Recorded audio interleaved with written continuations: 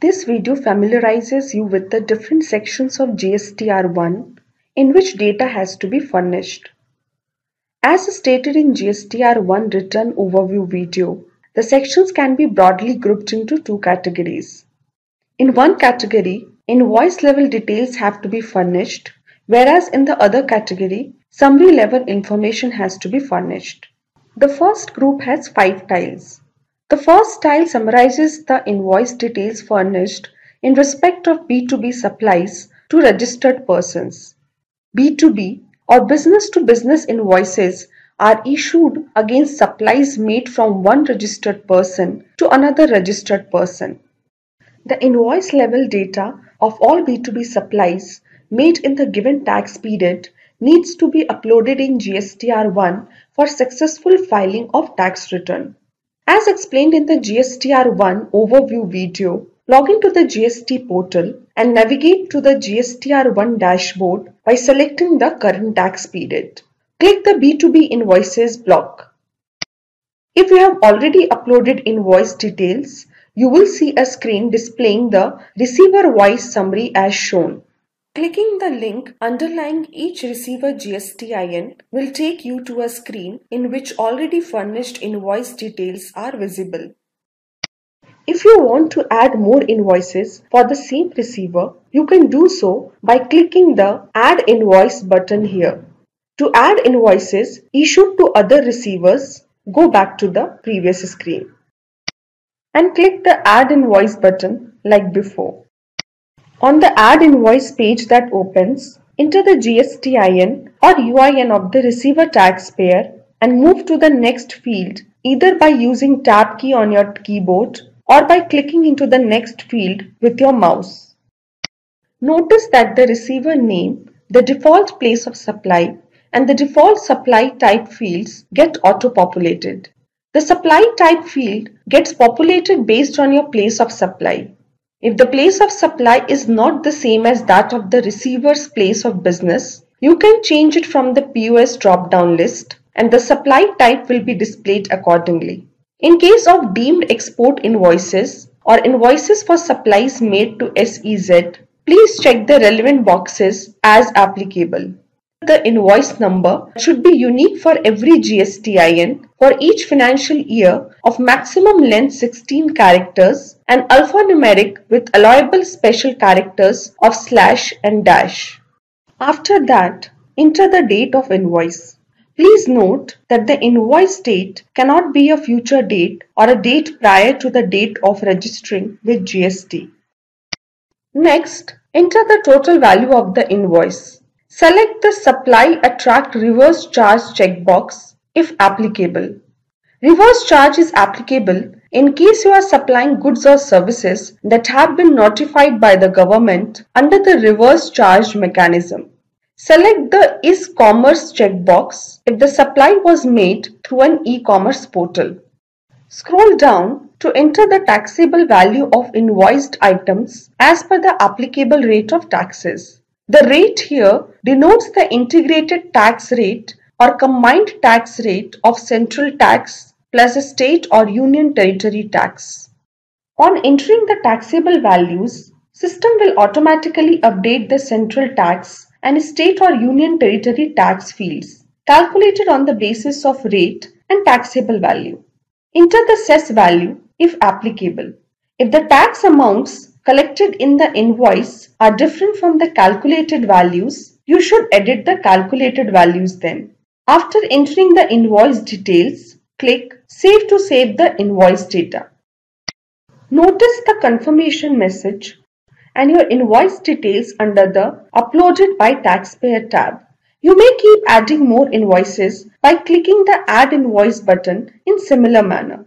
If you want to add invoices of a particular receiver, you can use the Add Invoice button available on the receiver's screen as explained earlier.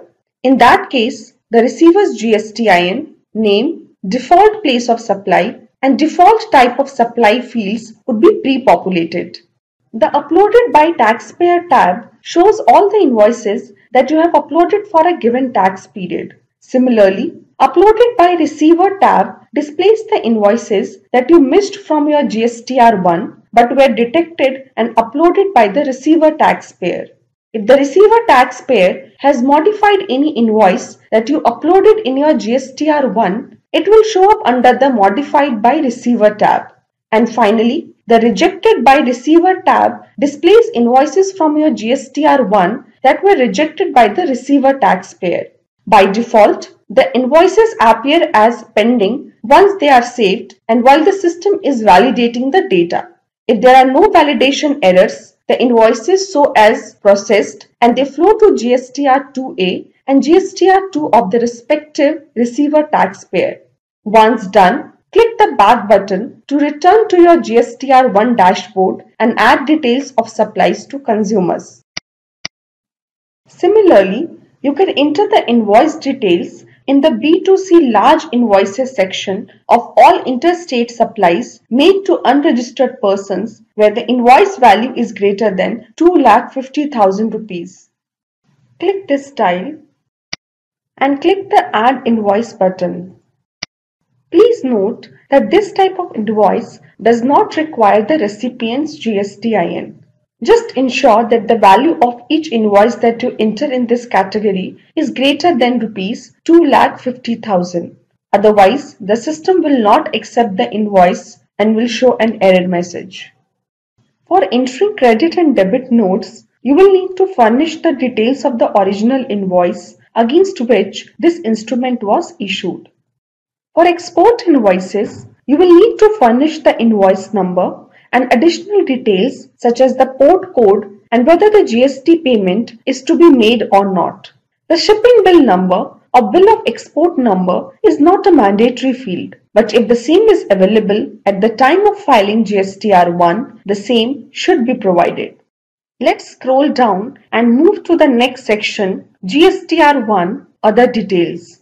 In the B2C Others category, you can enter the summary details of B2C interstate invoices with value of less than or equal to 2,50,000 rupees for each invoice and issued to unregistered persons. Additionally, this category also includes B2C invoices that were raised against all intrastate supplies irrespective of the invoice amount. However, this category requires summary level information to be furnished, such as details as per place of supply, and tax rates have to be entered, which includes supplies made via e-commerce portals as well. GST has provisions for declaring nil-rated, non-GST and other exempt supplies. Nil-rated are those supplies for which the tax rate has been notified as nil. Non-GST are those supplies on which the tax is not levied under the GST Act, such as for supply of wine, beer, land, etc. Whereas other exempt supplies are those supplies which have been exempted through a notification under the GST law. While all these supplies carry a zero rate of tax, all these supplies must be captured separately in GSTR1. Click the nil-rated supplies block to open its field as shown. The categories shown here are interstate supplies to registered person, interstate supplies to consumer, intrastate supplies to registered person, and intrastate supplies to consumer. For these categories, you can specify the value of supplies that were either nil-rated, exempted excluding nil-rated, and non-taxable or categorized as non-GST supplies. Click Edit to unfreeze the fields and to begin entering the data. Enter the required data. Once done, click Save and the fields will be frozen again. Click the Back button to return to the GSTR1 dashboard. Before concluding this course, I want to show brief about two more categories. These are HSN or SAC Summary of Outward Supplies and the section that captures the list of documents issued. The HSN or SAC-wise summary of outward supplies needs to be reported if the annual turnover exceeds 1.5 crore rupees. Providing this summary with annual turnover of less than 1.5 crore rupees is optional, but the taxpayer still needs to provide information about the description of goods. If the annual turnover in the preceding year was between 1.5 crore and 5 crore rupees, the taxpayer needs to report HSN codes at 2 digits level. For annual turnover exceeding 5 crore rupees, the HSN codes must be reported at 4 digits level. Next, the Documents Issued section has 12 subsections in which you need to declare the invoice series and provide details of multiple series as applicable.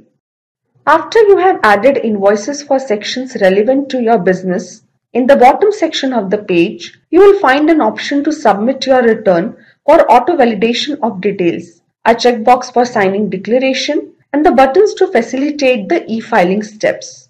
Once you have entered all the required details, simply go ahead and file the return, either by using DSC, EVC, or e-sign options. Thank you.